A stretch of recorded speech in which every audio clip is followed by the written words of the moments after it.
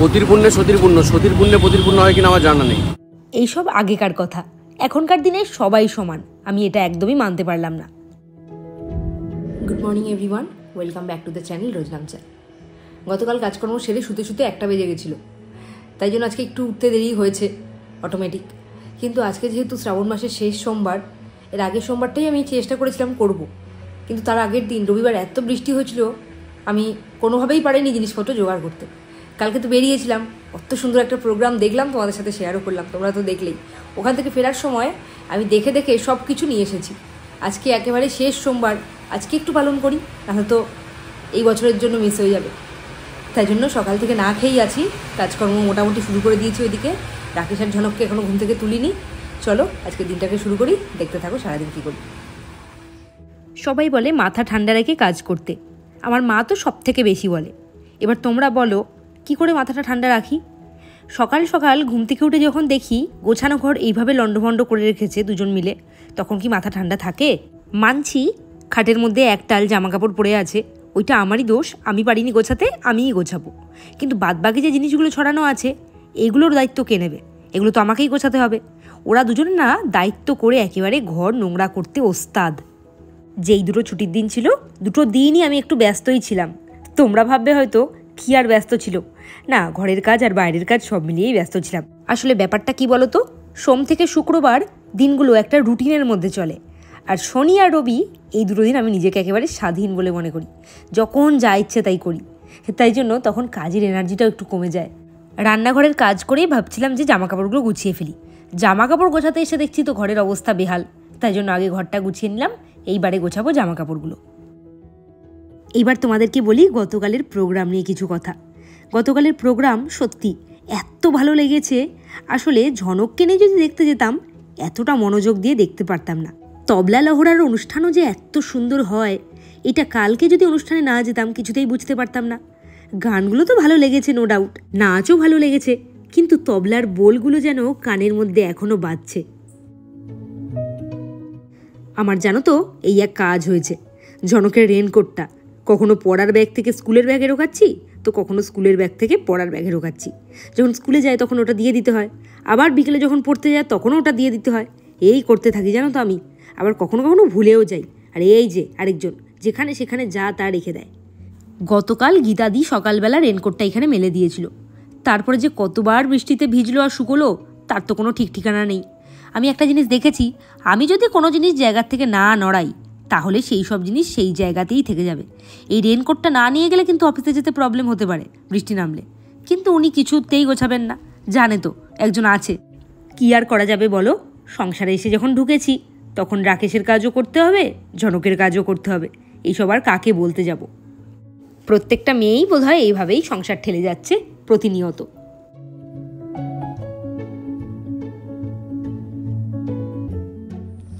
ঘড়িতে বাজে 7:40 আর হাতে ঠিক আছে 5 মিনিট। এই 5 মিনিটের মধ্যে আর বাকি যা কাজ আছে সেই কাজগুলো তাড়াতাড়ি কমপ্লিট করে স্নানে ঢুকতে হবে।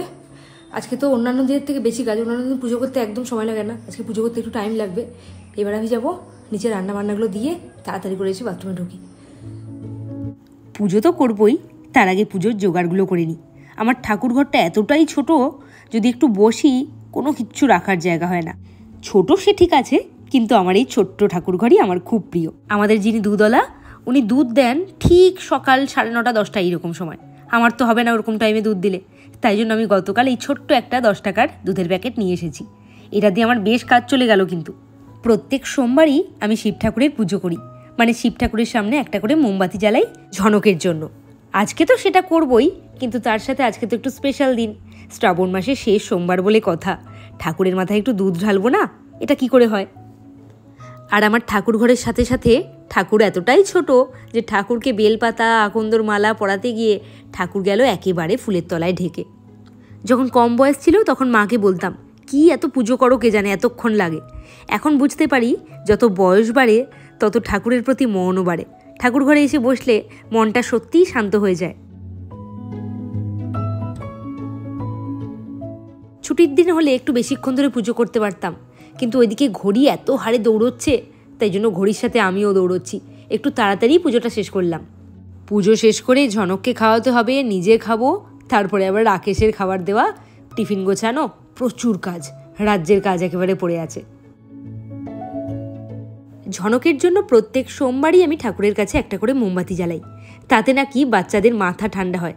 ঝনক না একটুতেই একটু বেশি বেশি জিদ করে, তাই জন্যই আমি এটা করি। এই যে এইটা আমার ঝনক বুড়োর প্রত্যেক সোমবারের রুটিন।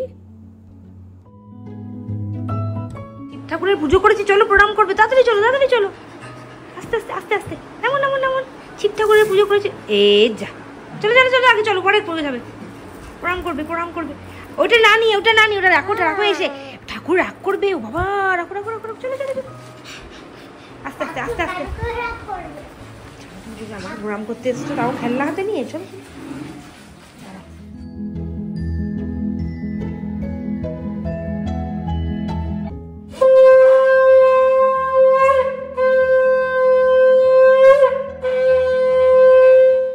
আমি অনেককেই দেখেছি শ্রাবণ মাসে হাতে সবুজ বা লাল রঙের কাঁচের চুড়ি পরে।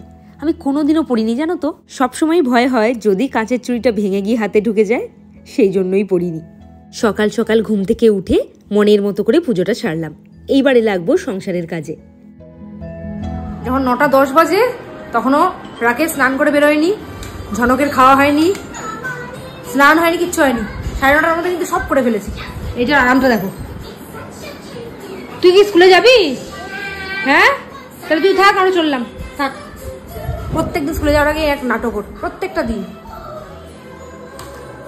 এই জল খাবি, আয়, ওঠো ওঠো, জল খাবি। স্কুলে যাওয়ার আগে এটা হলো আমাদের বাড়ির রোজকার রুটিন। সেই বাথরুম শুরু করে দিয়েছে।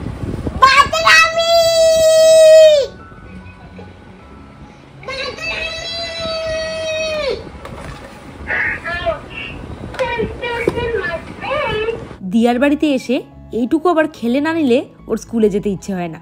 ঝনকের কিন্তু একটা টকিং টম না, ওর আবার দুটো টকিং টম।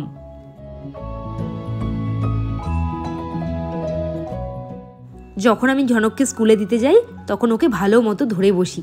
রাস্তাঘাটের যে অবস্থা, প্রচণ্ড ভয় লাগে। তাই যখন ওকে স্কুলে দিয়ে ফিরছিলাম তখন তোমাদের সাথে শেয়ার করলাম রাস্তার অবস্থা। আরও একবার জল সব মোটর দিয়ে বের করে দেওয়া হয়েছিল, কিন্তু গতকালের প্রবল বৃষ্টিতে রাস্তার অবস্থা আবার এই রকম।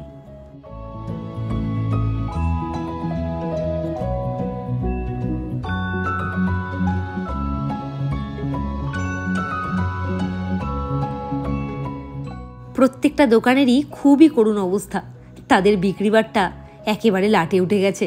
আর এই যে লোকটি যাচ্ছে তার পায়ের অবস্থা দেখো কতটা ডুবে গেছে। এই দেখো স্কুটিটা কতটা ডুবেছে। মানে এই রাস্তা দিয়ে এখন যাতায়াত করা খুব ভয়ানক ব্যাপার। ঝনক কি আজকে স্কুলে অ্যাপেল খেয়েছে? হ্যাঁ, এবার মাথায় গুঁতো খেয়েছে ঝনক পুরোটা। স্কুলে গিয়ে ঝনক পড়াশোনার সাথে সাথে ডিসিপ্লিনও শিখছে। যখন প্রথম ওকে স্কুলে পাঠালাম তখন প্যান্টে টয়লেট করে দিত, এটাও রোজকার নিয়ম ছিল। কিন্তু তারপরে এটা আস্তে আস্তে বন্ধ হয়ে গেল। এখন আমি চালাকি করে সেই খাবারগুলো ওকে টিফিনে দিই যেগুলো ও খেতে চাইতো না। দেখছি এখন সেইটাও আস্তে আস্তে শিখে যাচ্ছে।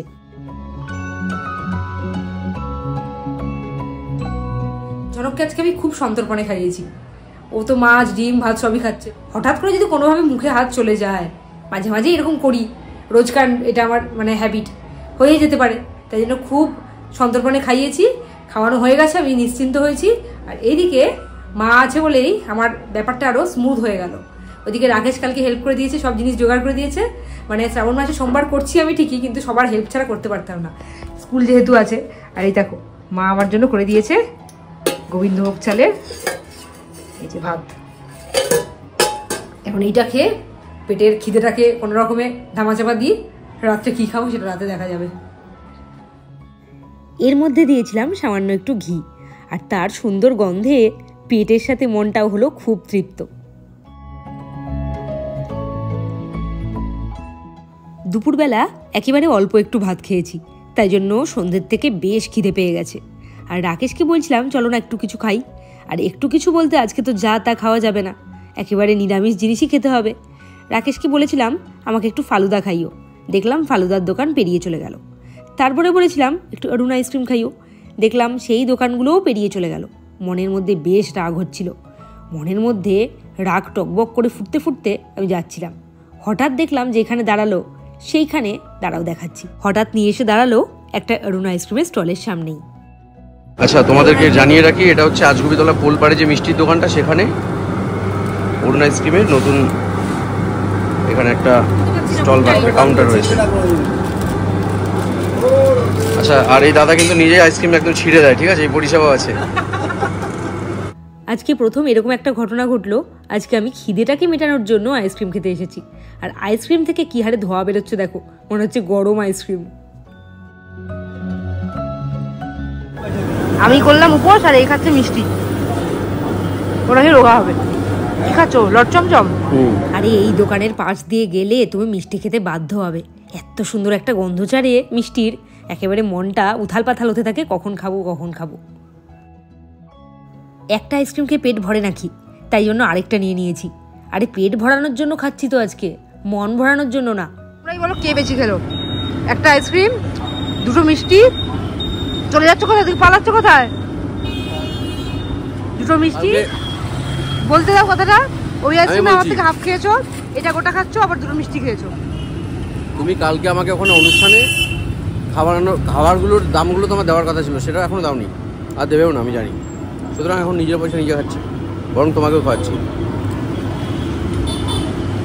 তোমার জন্য শ্রাবণ মাসে সোমবার করলাম, একটু খাওয়াবেই।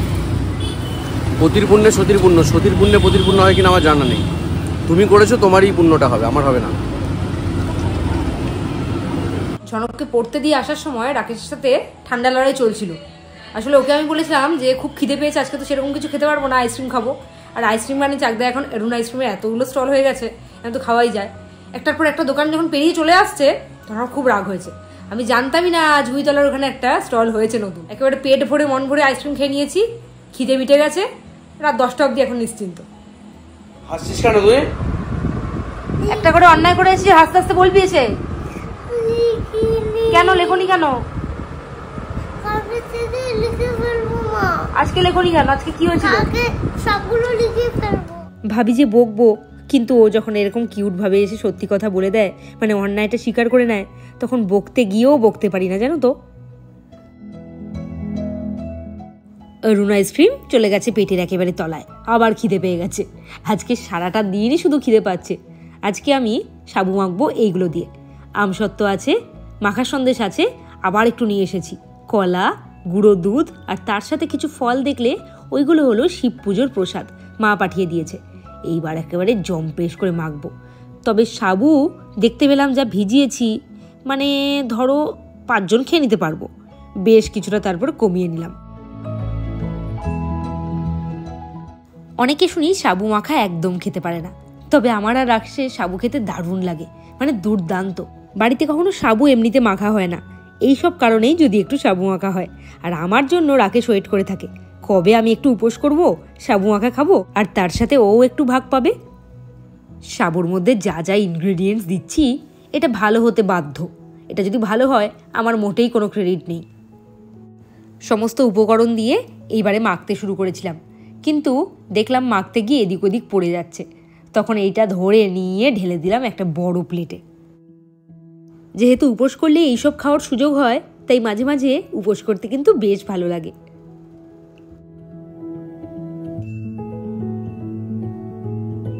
সবাইকে একটা জিনিস দেখাই, হাস্যকর। আমি নাকি আজকে করেছি শ্রাবণ মাসের সোমবার।